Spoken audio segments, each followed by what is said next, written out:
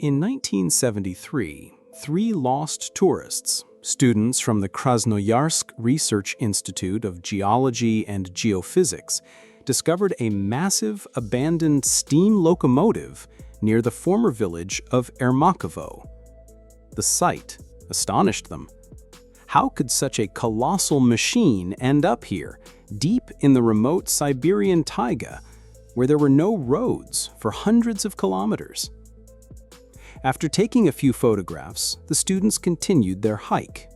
About an hour later, they stumbled upon an abandoned railway that wasn't marked on any maps. Could this be the remnants of a forgotten civilization, or a secret Soviet project that had long since been abandoned? What they had discovered was part of the legendary Transpolar Main Line, known in Russian as the Dead Road, a secret railway project built under extreme conditions across the Arctic wilderness. At its peak, about 100,000 people worked on this colossal project, most of them Gulag prisoners.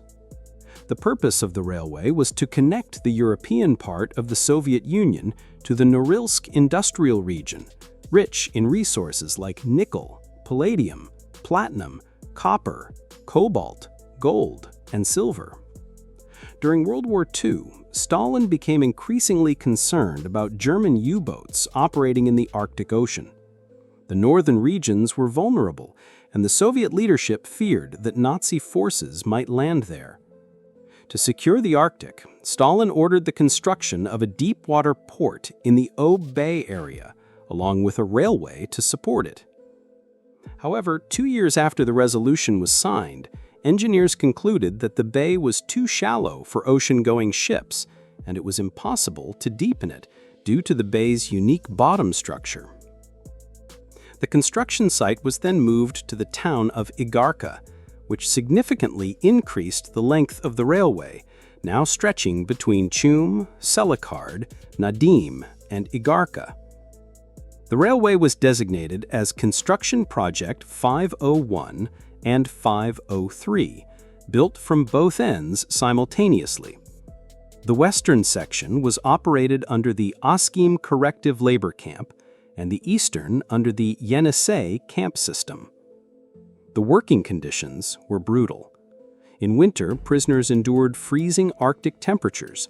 In summer, they labored knee-deep in marshy terrain swarmed by clouds of mosquitoes. Much of the construction was done manually. Due to haste and outdated 1940s technology, the railroad was poorly built. In spring, thawing permafrost caused the soil to shift, warping the tracks.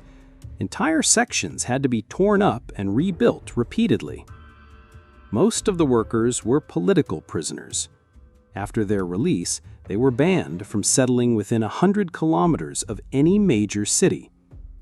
Early on, there weren't proper barracks.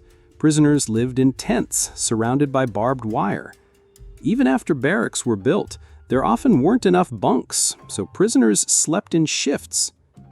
They wore clothes stitched from old uniforms, pea coats and tunics, which often tore, leading to frostbite in winter. There were also women among the prisoners, performing the same heavy labor.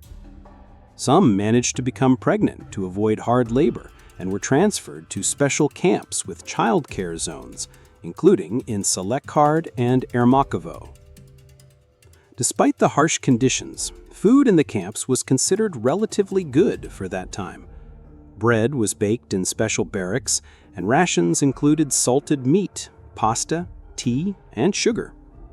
Occasionally, American canned stew and butter were distributed. Authorities didn't cut corners on food, knowing the pace of construction depended on the workers' health. By late 1949, the SAlykart railway station had opened, and trains began running from Moscow to Labytungi and Nadim. By early 1953, limited train service had begun between SAlykart and Nadim, though the trains moved slowly, averaging just 15 kilometers per hour due to poor track quality.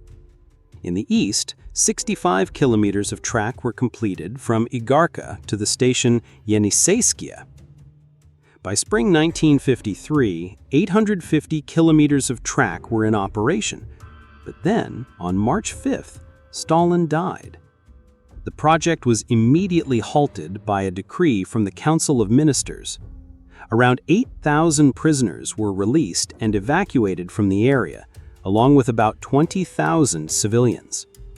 The total cost of liquidation reached 90 million rubles, with another 700 million needed to preserve the abandoned infrastructure.